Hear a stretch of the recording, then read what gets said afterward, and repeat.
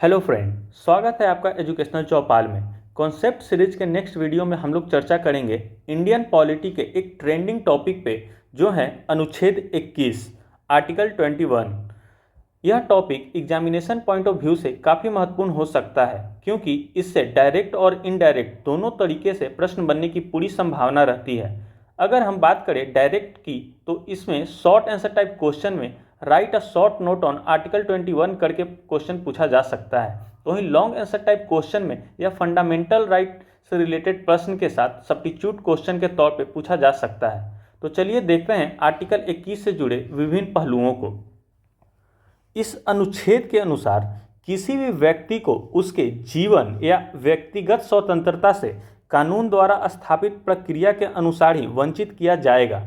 अर्थात आर्टिकल 21 जीवन और व्यक्तिगत स्वतंत्रता की रक्षा करता है। अब हम लोग इसके महत्व पर चर्चा करते हैं। भारतीय संविधान निर्माताओं ने मौलिक अधिकार के तहत जीने के अधिकार को अनुच्छेद 21 में सम्मिलित किया है, जो प्रत्येक भारतीय तथा विदेशी दोनों नागरिकों को प्राप्त है। तो ये इसका पहला महत्व हो गया कि ये भारतीयों के साथ साथ विदेशी नागरिकों को भी प्राप्त है।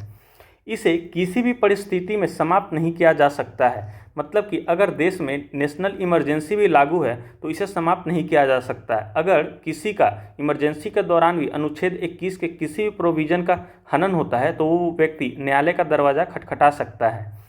केशवानंदन भारतीयवाद में जो 1973 में हुआ था, इसे मौलिक ढांचा के अंतर्गत माना गया है। तो ये इसका विशेषता हो गया। अब हम लोग बात करते हैं, उच्चतम न्यायालय ने 1950 में गोपालनवाद में जीवन के अधिकार की संकीर्ण व्याख्या करते हुए विधि या कानून को महत्ता प्रदान की। वहीं 1978 में मेनका गांधीवाद में न्यायिक पुनर्विलोकन के अधिकार का प्रयोग करते हुए अनुच्छेद 21 के विस्तृत व्याख्या की तथा गरिमापूर्ण जीवन जैसी अवधारणाओं को स्थापित किया। अब है, समय समय पर विभिन्न वादों के आधार पर उच्चतम न्यायपालिका ने कई प्रकार की अवधारणाओं को स्थापित किया है। इसके तहत 35 से 38 प्रकार के अधिकारों को सम्मिलित किया गया है। इसका मतलब है कि जो हमारा आर्टिकल 21 है, उसके अंतर्गत 35 से 38 प्रकार के विभिन्न अधिकारों को सम्मिलित किया गया है। तो हम लोग उसके कुछ अधिकारों को एक एक करके देखते हैं। तो इसमें हमारा पहला है, 86वें संविधान संशोधन द्वारा शिक्षा के अधिकार को जीने के अधिकार के तहत व्याख्या की गई है, जिसे अनुच्छेद 21A में रखा गया है। उसके बाद है भोजन का अधिकार, बुनियादी स्वास्थ्य सुविधा का अधिकार, साफ हवा पर्यावरण का अधिकार, साफ पानी का अधिकार, इच्छा मृत्यु का अधिकार, विदेश जाने का अधिकार, निजता का अधिकार, जमानत लेने का अधिकार, आश्रय का अधिकार।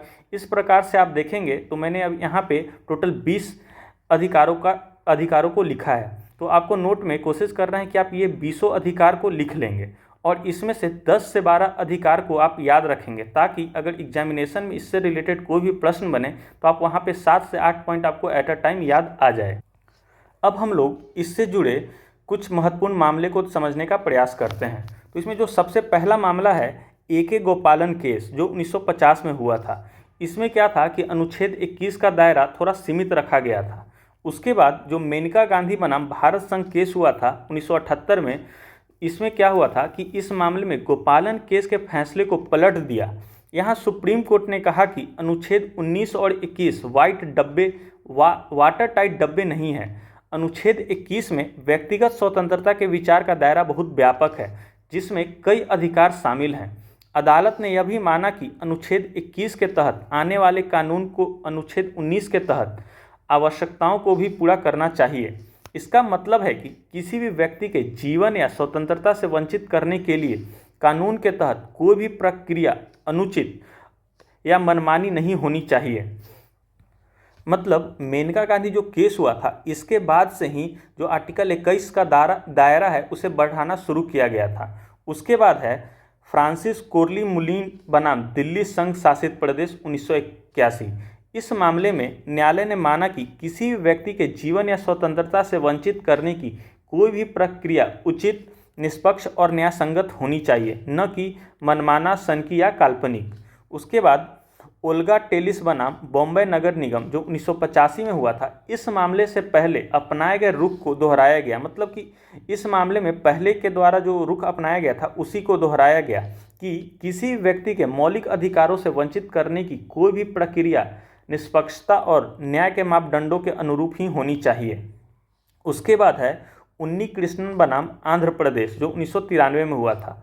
इस मामले में सर्वोच्च न्यायालय ने जीवन के अधिकार की विस्तृत व्याख्या को बरकरार रखा। इसके अलावा भी बहुत सारे ऐसे मामले हैं जो अनुच्छेद 21 से डायरेक्ट रिलेटेड हैं, जिसे आप लोग गूगल या एआई के द्वारा सर्च करके अपने नोट्स में नोट डाउन कर सकते हैं। लेकिन आपको एटलीस्ट ए के गोपालन केस, मेनका गांधी बनाम भारत संघ मामला, ये दोनों को अच्छे से ध्यान में रखना है। और जैसे ही अनुच्छेद 21 से कोई भी प्रश्न बनते हैं, आपको ये दोनों केस का चर्चा करना ही करना है। तो ये हो गया अनुच्छेद 21 से रिलेटेड सारी जानकारी और इसका विशेषता। तो उम्मीद करता हूँ कि आपको अनुच्छेद 21 से रिलेटेड सारे जो डाउट्स हैं वो क्लियर हो गए होंगे और आपको नोट्स में क्या क्या लिखना है वो भी पता चल गया होगा। तो फिर मिलते हैं इसी तरह के किसी नेक्स्ट वीडियो में। तब तक के लिए धन्यवाद। जय हिंद।